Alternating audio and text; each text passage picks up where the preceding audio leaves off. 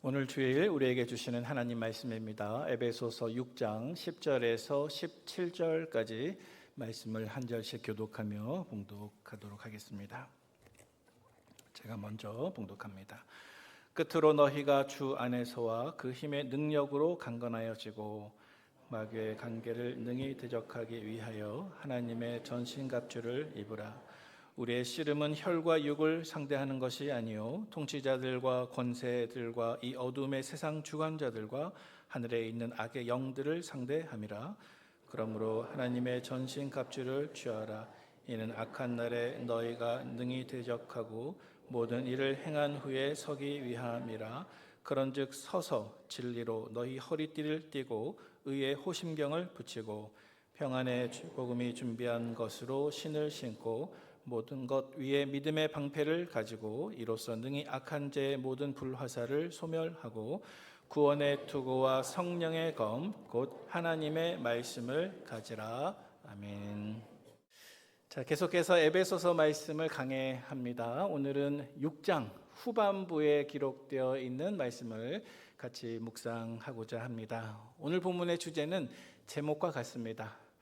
우리 믿는 성도들이 반드시 갖추어야 할 혹은 입어야 할 하나님의 전신 갑주에 대해서 함께 말씀을 살펴보도록 하겠습니다. 우리 곧바로 다 함께 10절 말씀을 읽어봅니다. 같이 읽겠습니다. 시작. 끝으로 너희가 주 안에서와 그 힘의 능력으로 강건하여지고. 아멘. 자, 상반절 말씀의 끝으로, 자, 벌써 끝이 되었죠. 우리 1월 첫 주부터 에베소서 말씀을 계속 출발해서 보고 있는데 어느덧 에베소서 마지막 결론부가 다가오고 있습니다. 끝으로 아울러서 교회를 이루는 각 성도들에게 당부하는 사도 바울의 마지막 당부이기도 합니다. 자, 그런데 그 마지막 당부가 무엇인가요? 그것은 바로 술 취하지 말고 오직 성령으로 충만함을 받으라. 이 명령을 받은 우리 성도들이 각 가정과 일터뿐만이 아니라 내 개인의 신앙의 삶 속에서 혹은 내 개인의 내면의 삶 속에서도 그 성령 충만한 모습이 증거로 드러나야 한다라고 하는 교훈을 담고 있습니다. 먼저 교회를 이루며 신앙생활을 하는 우리 모든 성도들이 반드시 기억해야 할 한 가지 사실이 있습니다. 그것은 우리가 걸어가는 모든 삶 속에 영적인 전쟁이 있다는 사실입니다. 어떤 분들에게는 이 영적 전쟁이라고 하는 개념이 다소 생소하게 들리실 수도 있을 것 같습니다. 영적 전쟁이라고 하는 것은 우리 그리스도인의 삶 속에서 항상 일어나는 선과 악의 싸움입니다. 그래서 전쟁은 저 우크라이나나 이란이나 이스라엘, 수단, 시리아와 같은 곳에만 일어나는 것이 결코 아닙니다. 비록 눈에 보이진 않지만 영적인 전쟁이 있습니다. 예를 들어서 가장 흔한 영적 전쟁의 격전지는 어쩌면 우리 마음과 우리의 생각일 것입니다. 예를 들어 볼까요? 우리 성도님들 가운데에서는 직장에서 무사히 안정적으로 은퇴하고 또 자녀들도 다 출가시키신 우리 성도님들이 계실 것입니다. 그런데 아주 가끔은 우리 성도님들의 마음속에 두 가지 생각이 부딪혔던 경험이 있으실 것 같습니다. 직장에서 안정적으로 은퇴하고 자녀들도 다 출가시킨 이후에 내 마음속에 성령님께서 자, 이제 너는 지금부터 기도의 아버지가 돼야 된다. 기도의 어머니가 돼야 된다. 그래서 계속해서 교회를 위하여 가정을 위하여 뒷받침하면 좋겠구나. 성령님은 내 마음속에 그렇게 말씀하시지만 어느새 내 마음속에 한 다른 목소리가 들려옵니다. 사탄이 전혀 다른 목소리를 들려주는 것이죠. 이제 너를 필요로 하는 데는 아무 데도 없어. 자녀들도 다 컸다고 부모님 말 듣지 않잖아. 너는 이제 쓸모없는 존재구나. 만약에 우리의 마음속에, 우리의 생각 속에 이러한 두 가지 생각이 서로 부딪힌다고 한다면 바로 그곳이 영적인 전쟁터인 것입니다. 자, 하지만 여러분, 영적인 전쟁은 이렇게 우리의 내면 세계에만 일어나는 것이 아닙니다. 우리의 외부 세계에도 마찬가지입니다. 그래서 예를 들어서 학문의 세계, 문화의 세계, 예술의 세계, 도덕의 세계, 가치관의 세계, 교육의 세계에서도 우리가 발을 디디고 살아가는 이 세상 모든 영역 안에서 하나님의 절대적인 주권과 그에 반발하는 악의 세력이 서로 치열하게 영적 전쟁을 벌이고 있습니다. 몇 년 전에 영국에서 실제로 일어났던 일입니다. 우리 화면을 잠깐 띄워주시기 바랍니다. 영국에서 활동하는 한 무신론 단체에서 사람들의 마음속에 하나님의 자리를 지워버리자, 이러한 의도를 가지고 런던 시내를 달리는 빨간색 2층 버스 수백 대의 한 광고를 게시하였습니다. 그 광고의 내용은 물론 영어로 되어 있겠죠. 영국이니까 한번 읽어보면 There is probably no God. Stop worrying but enjoying your life. 제가 눈에 잘 보이지 않는데 그렇게 기록되어 있을 것입니다. 이것을 한국말로 번역하게 되면 이렇게 기록할 수 있습니다. 아마도 신은, 하나님은 없을 것이다. 그러므로 걱정 말고 인생을 즐겨라. 바로 이 문구가 무신론자들이 버스에 광고를 했던 저 캠페인이 되겠습니다. 원래 이 캠페인은 코미디 작가였던 아리안 쉐린이라고 하는 여성에 의해서 기획되었고, 또 학계에서 유명한 무신론 학자인 리처드 도킨스가 큰 지지를 보냈습니다. 그 두 사람의 사진입니다. 그래서 이 캠페인은 원래는 우리나라 돈으로 약 900만 원을 모금해서 4주 동안 약 30대 버스에 광고를 실어보자고 하는 것이 이들의 첫 번째 처음 목표였습니다. 하지만 이 캠페인이 시작되자마자 영국 전역에서 무신론자들의 열렬한 지지와 반응을 이끌어내었습니다. 그래서 처음 모금 목표였던 약 900만 원은 이 기획이 사람들에게 알려지자마자 몇 시간 만에 금방 다 채워져 버렸고, 모금이 마감되는 날짜까지 약 우리나라 돈으로 2억 7천만 원이 넘는 돈이 모금이 되었습니다. 그래서 처음에는 버스 30대에 광고를 싣고자 했지만 자금이 넉넉해졌기 때문에 시내버스 800대에 광고를 싣고 4주가 아니라 몇 달 동안 영국 전역을 누비면서 저 광고 문구로 수많은 사람들의 생각과 가치관에 혼란과 영향을 주었습니다.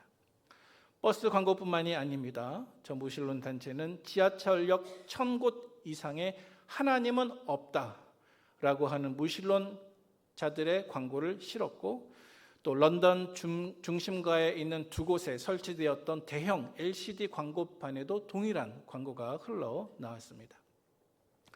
영적인 전쟁입니다. 여러분, 그때 사용된 이 캠페인 문구를 다시 한번 우리말로 들여다보면 좋겠습니다. 우리 다음 화면 보시고요. 자, 아마도 신은 없을 것이다. 걱정 말고 인생을 즐기시오. 여러분, 이 문구 속에서 우리는 영적 전쟁의 교묘한 단면을 관찰할 수가 있습니다. 사탄은 교묘한 모습으로 우리에게 다가옵니다.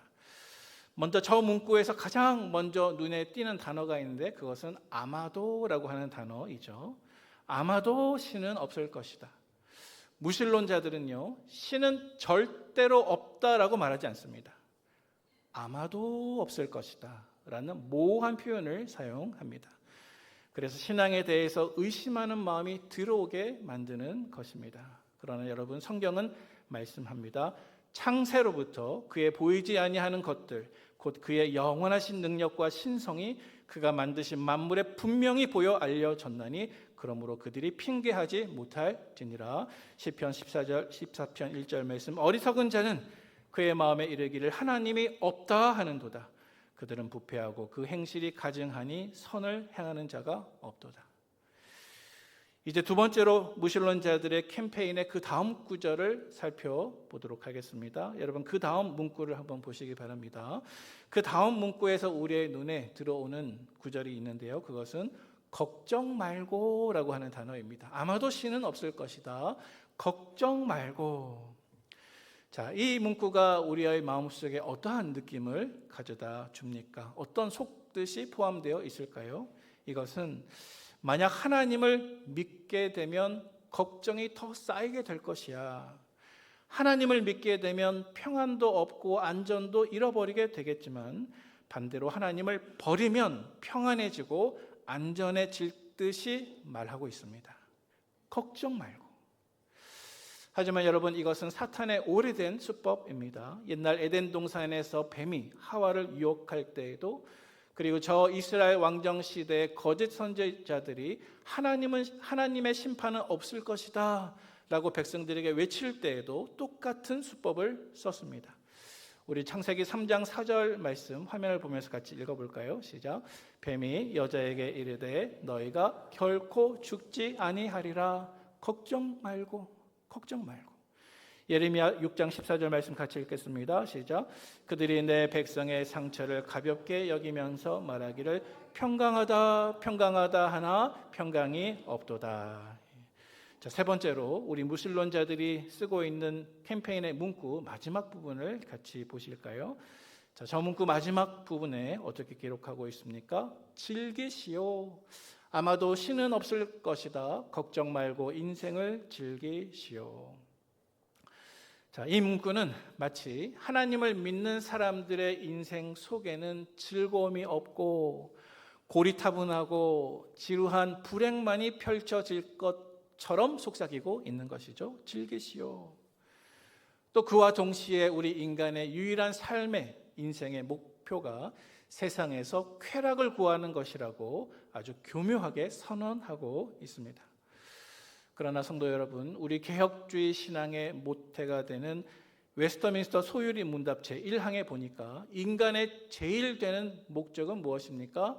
오직 하나님을 영화롭게 하고 그분만을 영원토록 즐거워하는 것입니다.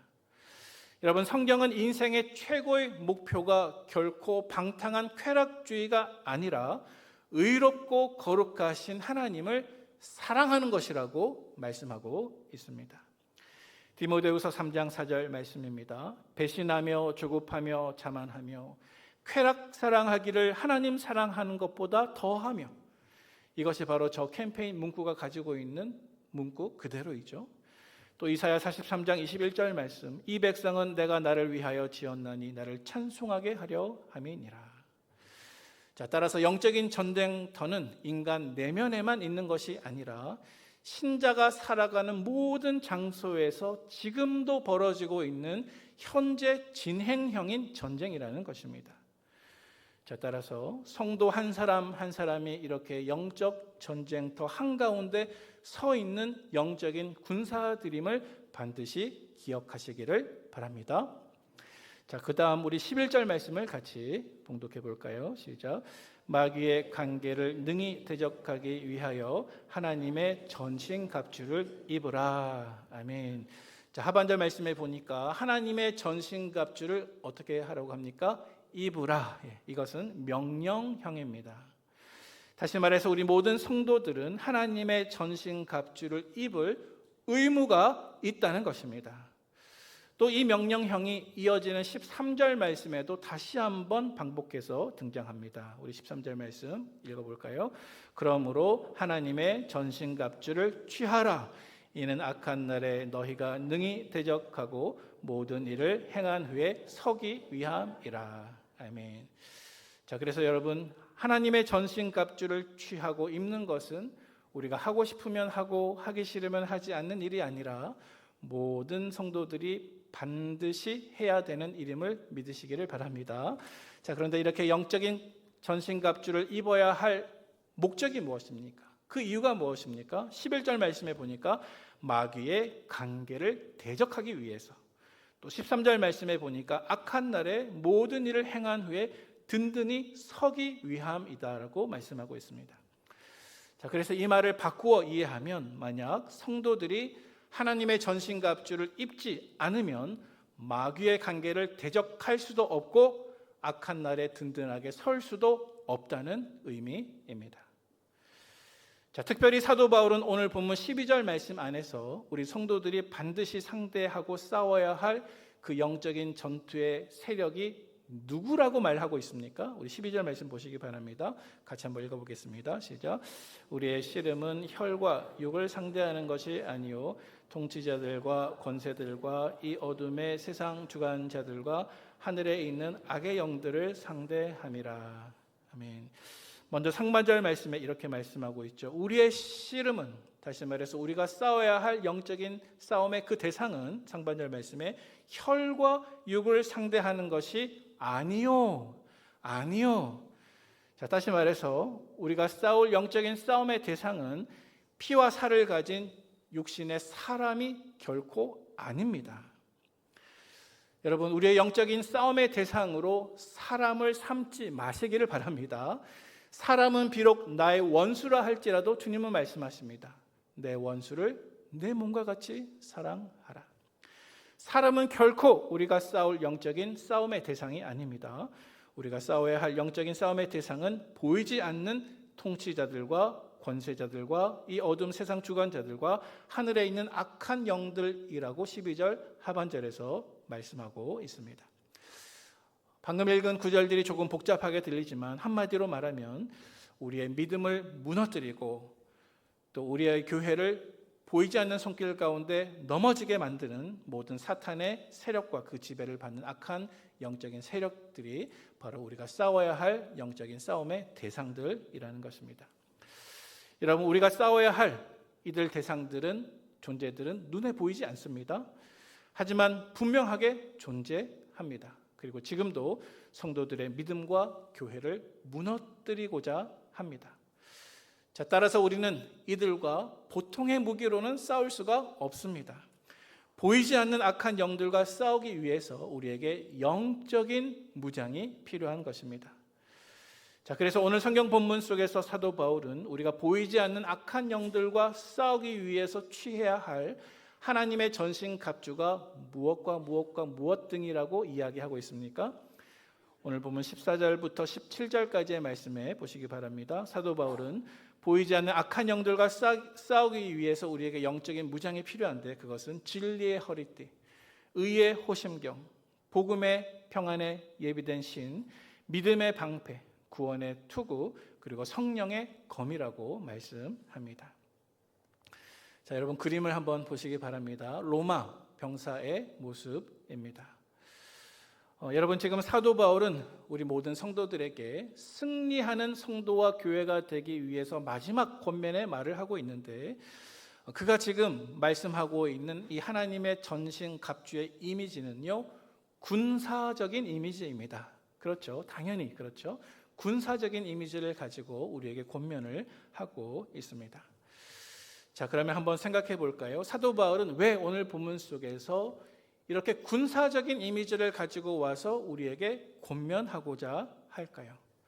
그 이유는 다음과 같습니다. 그것은 하나님과 우리 성도들 사이에 맺어야 할 그 관계가 반드시 순종의 관계가 되어야 함을 강조하기 위해서입니다. 자, 우리는 지난주에 성령 충만한 사람은 각 가정과 일터에서 하나님이 기뻐하시는 방법대로 살아간다라고 말씀을 나누었죠. 자, 그래서 예를 들어 보면 우리의 직장 생활 가운데 상급자와 하급자 간의 관계를 한번 생각해 보면 어쩌면 우리의 일터에서 고용인과 피고용인의 관계는 철저한 순종의 관계이기보다는 어쩌면 동의의 관계에 더 가까울지 모르겠습니다. 그래서 피고용인이 고용인의 뜻에 동의하면 그 회사에 계속 출근을 하는 것이겠죠. 하지만 여러분 이러한 직장과 군대 문화는 완전히 다릅니다. 여러분 군대는 보통의 직장이 아니죠. 군대에서는 내가 상급자의 뜻과 명령에 선택적으로 순종할 수 없습니다.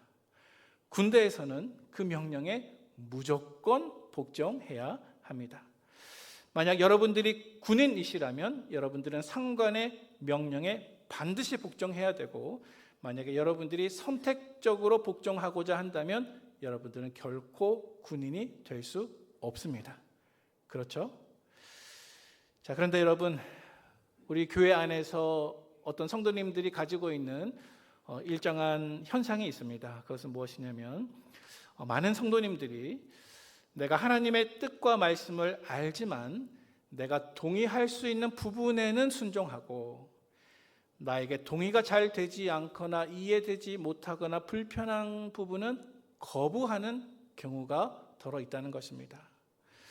그러나 여러분, 우리가 영적인 군사로서 하나님께 입대한다는 것은 결코 선택적으로 순종하는 것이 아닙니다. 하나님의 모든 명령에 절대적인 복종의 마음으로 서는 것이 영적인 군사라는 것입니다. 만약 하나님이 나의 진정한 지휘관이시라고 한다면 비록 그 명령이 이해되지 않아도 지휘관을 믿고 먼저 순종할 때 진정한 치유도 진정한 회복도 일어나게 될 줄로 믿으시기를 바랍니다.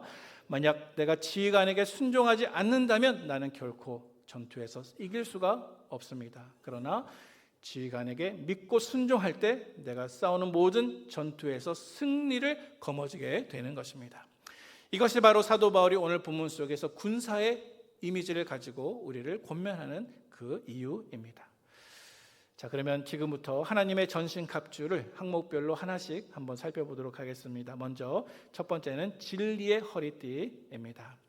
에베소서 6장 14절 상반절 말씀 우리 같이 한번 읽어보겠습니다. 시작. 그런즉 서서 진리로 너희 허리띠를 띠고. 자, 여러분 그림이 잘 보이시는지요? 로마 군인들에게 저 허리띠는요, 전투에 임할 것을 준비하는 첫 번째 군장이었습니다. 허리띠는 가죽으로 만들어졌고 무엇보다도 상반신을 보호하는 호심경을 고정시키는 역할을 했습니다. 또한 공격 무기인 검을 매달기 위해서 저 허리띠가 반드시 필요했습니다.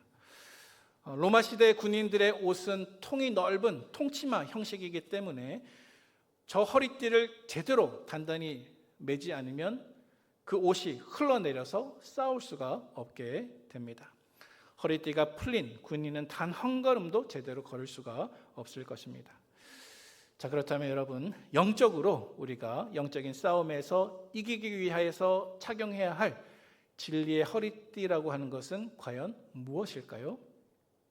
그것은 다음과 같습니다. 진리의 허리띠라고 하는 것은 악한 사탄과 싸우기 위해서 풀리기 쉬운 내 생각과 마음을 하나님의 진리인 성경의 진리로 단단히 고정시키는 것입니다. 다시 한번 말씀드립니다. 진리의 허리띠라고 하는 것은 내가 악한 사탄과 싸우기 위해서 풀리기 쉬운 내 마음과 생각을 하나님의 진리인 성경의 진리로 단단히 고정시키는 것을 뜻합니다. 우리가 이렇게 고정되지 않으면 우리는 싸움에 임할 수가 없는 것입니다. 여러분, 사탄은 오늘도 수많은 유혹과 풍조와 거짓말들을 동원해서 먼저 나의 생각과 나의 마음을 공격합니다. 그리고 이러한 공격에는 우리의 상상력에 침투하는 공격들이 많이 있어서 원래 있는 내 감정이나 분노나 죄책감이나 두려움이나 성적인 유혹들보다 훨씬 더 과대 포장된 모습으로 이 유혹이 찾아옵니다.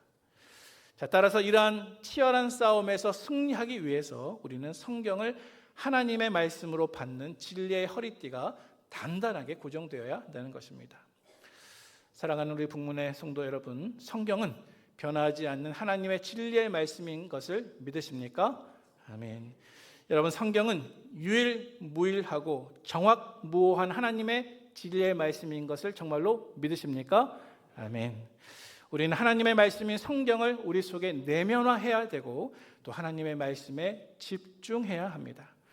성경의 권위를 인정하지 않는 성도는 결코 그 삶에서 이길 수가 없는 것입니다.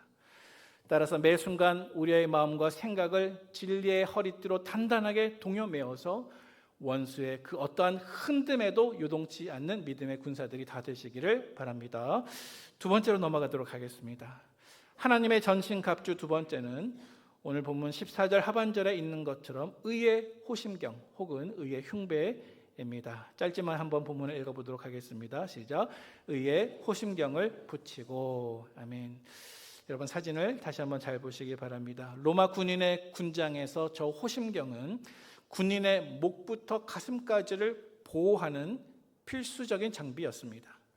주로 금속과 가죽으로 만들어졌는데 군인에게 가장 중요한 심장과 폐를 보호하는 기능을 가진 장비입니다. 만약에 군인이 저 호심경을 착용하지 않는다고 한다면 적군의 날카로운 칼과 창이 곧바로 내 심장을 향해서 들어오게 될 것입니다. 자, 그렇다면 여러분, 그리스도의 군사로서 우리가 영적으로 반드시 착용해야 할 의의 호심경이란 무엇을 뜻하는 것일까요? 그것은 다음과 같습니다. 의의 호심경이라고 하는 것은 의와 정반대되는 죄악의 칼날이 내 심장을 향하지 못하도록 막는 것입니다. 나는 아직 죄인이지만 그와 동시에 구원받은 의로운 사람이라고 하는 것을 공격하는 죄책감이 나의 폐를 향하지 못하도록 막는 것이 바로 의의 호심경입니다. 여러분, 사탄은 우리를 공격할 때 특별히 죄와 죄책감을 가지고 와서 우리를 공격합니다. 그래서 우리에게 괴롭히면서 이렇게 속삭입니다. 너의 죄는 용서받지 못했어. 너는 결코 의인이 될 수 없을 거야. 이러한 속삭임으로 정죄의 칼과 창으로 우리의 심장을 찔러대는 것이 바로 악한 영들의 공격입니다. 만약에 우리에게 의의 호심경이 없다고 한다면 이러한 공격 앞에 우리의 심장은 단번에 상하게 될 것입니다. 그러나 여러분, 우리에게 의의 호심경이 있습니다. 저와 여러분들에게 있는 의의 호심경은 무엇입니까? 그것은 바로 예수 그리스도의 의입니다. 내 의가 아니라 예수님께서 십자가에서 피 흘려주셔서 나에게 전가해 주신 그 거룩한 의가 바로 우리의 심장과 폐를 가로막고 보호해주는 의의 호심경이라는 것입니다. 자, 그래서 비록 나의 삶은 여전히 죄 많고 허물투성이이지만 예수님의 보혈이 지금도 나를 덮고 계십니다. 그러므로 원수가 우리를 참수할 때마다 예수 그리스도의 의를 가슴에 탁 하고 붙이시기를 바랍니다. 예수님의 피로 나는 이미 의롭게 되었다. 예수님의 피로 나는 이미 의롭게 되었다. 이렇게 선언하는 우리 성도님들 되시기를 바랍니다. 하나님은 내가 예수님의 보혈을 의지할 때 내 모습 그대로 받아주십니다. 우리 세 번째 항목으로 넘어가도록 하겠습니다. 하나님의 전신갑주 세 번째 항목은 바로 평안의 복음의 신입니다. 우리 15절 말씀을 같이 봉독하겠습니다. 시작. 평안의 복음이 준비한 것으로 신을 신고. 아멘.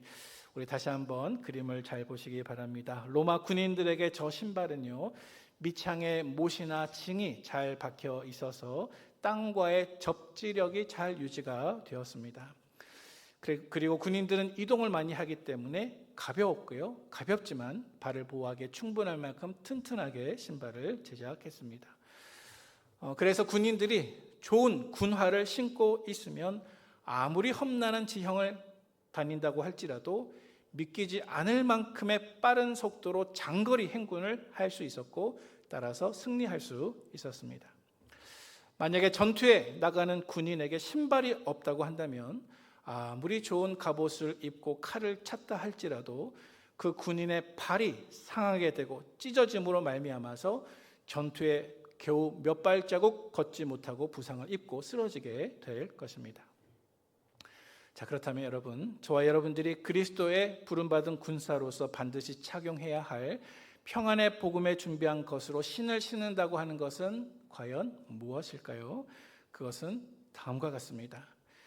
평안의 복음에 준비한 것으로 신을 신는다고 하는 것은 하나님이 우리에게 주신 그 평안의 복음을 나의 영적인 싸움터에서 나의 행군을 지탱하고 끝까지 싸움을 마칠 수 있게 만들어주는 영적인 발판으로 삼는 것입니다. 다시 말씀드립니다. 복음에 예비한 것으로 신을 신는다고 하는 것은 하나님이 우리에게 주신 평안의 복음을 나의 그 영적인 싸움터에서 나의 행군을 지탱해주고 끝까지 싸움을 마칠 수 있게 해주는 영적인 발판으로 삼는 것입니다. 평안의 복음이 준비한 것으로 신을 신는다고 하는 것은 그래서 한편으로는 나 자신을 위한 영적인 방어이지만 또 한편으로는 동시에 적들이 지배하고 있는 그곳에 침투해서 평안의 복음을 선포하며 적지에 사로잡힌 포로들을 구출해내고 평화의 영토를 점차 넓혀가는 것을 뜻하는 것입니다. 자, 그래서 영적으로 평안의 복음의 신을 신은 그 군사들은요, 죄와 사망의 그늘 아래에 앉아 있는 영혼들을 향해서 거침없이 걸어갑니다.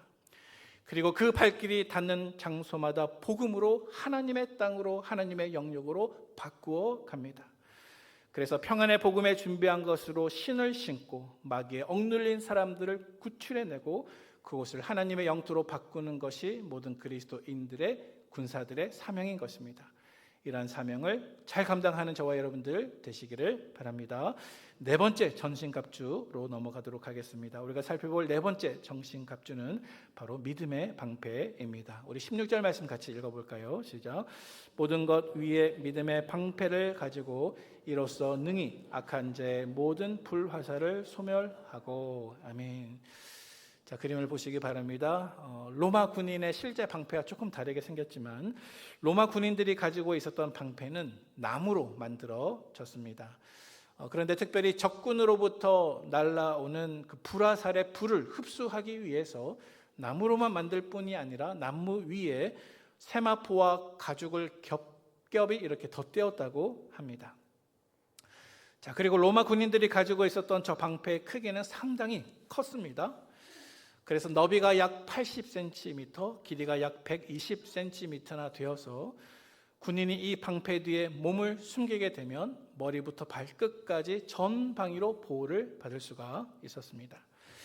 만약 군인이 이 방패를 들고 전투에 나가지 않는다면 어떻게 될까요?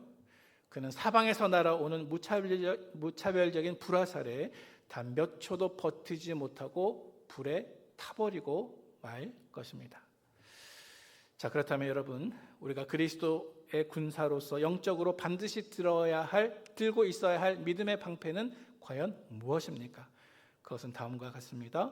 우리가 반드시 가져야 할 믿음의 방패는 우리의 인생 속에서 마치 불화살처럼 날아오는 유혹의 불, 의심의 불, 고난의 불, 고통의 불, 시련의 불로부터 나를 보호해주는 장비인 것입니다. 여러분, 오늘 본문 말씀 속에 기록되어 있는 불화살은 우리 믿는 성도들의 삶 속에서 일어나는 큰 위기를 뜻하는 것입니다. 그 고난은 내가 만약 그 고난으로부터 나 스스로를 보호하지 못하면 나를 소멸시킬 수도 있는 것입니다. 여러분, 사탄은 고난을 통해서 우리를 끊임없이 무너뜨리려고 합니다. 그러나 하나님은 그 똑같은 고난을 통해서 우리를 성장시키시려고 하십니다. 저와 여러분들이 믿음의 방패를 든다는 것은요, 그 고난의 상황 속에서 우리가 나 자신이나 나의 환경이 아니라 하나님과 하나님의 약속을 늘 바라보는 것을 뜻하는 것입니다.